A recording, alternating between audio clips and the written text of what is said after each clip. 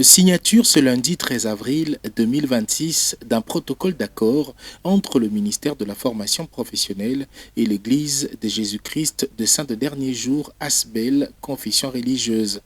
Ce protocole d'accord signé entre d'une part le ministre d'État, ministre de la formation professionnelle, maître Marc Ekila Likombo, et de l'autre David Ngabizele, représentant légal de l'Église, établit un cadre de collaboration entre les deux parties pour promouvoir la formation professionnelle en République démocratique du Congo en offrant des opportunités d'apprentissage de Congolais dans des domaines variés à de programmes de formation professionnelle intégrés et à la construction ou la réhabilitation de centres de formation professionnelle. Dans cet accord, il est prévu, entre autres, le renforcement des capacités des agents et cadres du ministère, la formation de formateurs, la collaboration au développement et à l'application de meilleures pratiques et normes en matière de formation professionnelle et d'apprentissage.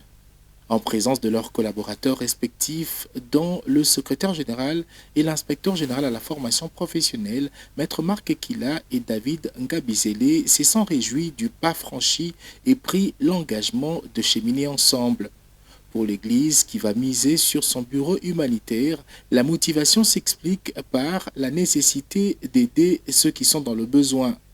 De ce fait, l'Église va dans la mesure du possible accompagner les projets qui lui seront présentés, volets infrastructure et formation. Il fallait officialiser.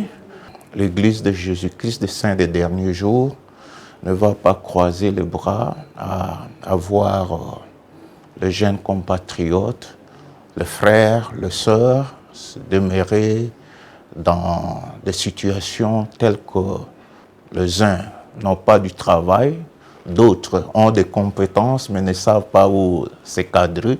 Nous allons, dans la mesure du possible, commencer peut-être par construire des infrastructures d'accueil et de là, chercher à voir comment le deuxième volet, c'est-à-dire formation, peut être commencé et aider les jeunes.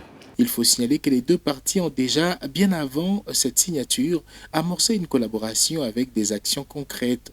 À l'exemple de la construction lancée le 11 décembre 2025 et dont les travaux sont en cours au Camp Mobutu d'un centre de formation professionnelle répondant aux standards voulus au profit des dépendants des policiers.